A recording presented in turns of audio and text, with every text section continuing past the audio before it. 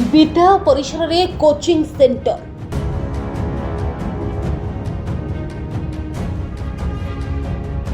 व्यवसाय सांग को भल आसर सरकार फोकस रे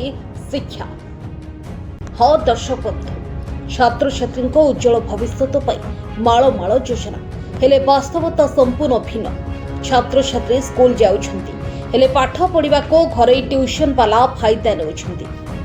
राज्य सरकार निर्देश अनुसार कौन से सरकारी शिक्षक घरे ट्यूशन करें नहीं कि कोचिंग सेंटर करी पाठ पढ़ाई पारे नहीं एपरिक विद्या परिसर में एसबू न करने कड़ा निर्देश रही मात्र ए नियम को एवं खुलमखुला उल्लंघन करुछंती नयागढ़ जिला शिक्षा अधिकारी अधीन भापुर ब्लॉक अधीन भगवानपुर उच्च प्राथमिक और गतिश्वर देव उच्च विद्यालय कर्तृपक्ष पिलामानंको विद्यालय जहाँ पाठ पढ़ाउछंती ताहा तो जिला शिक्षा अधिकारी बेस भल भाव जानिथिबे।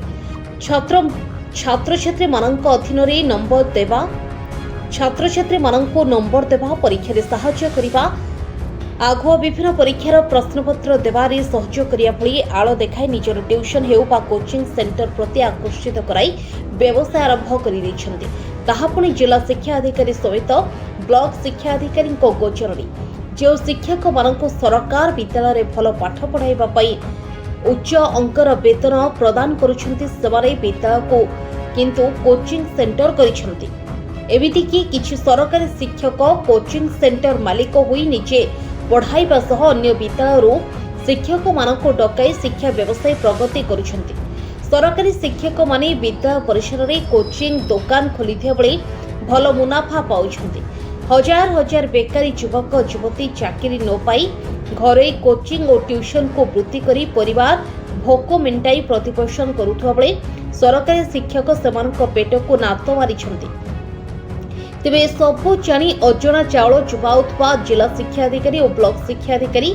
शिक्षक मानक अभय पर देइथवा चर्चा होउछि।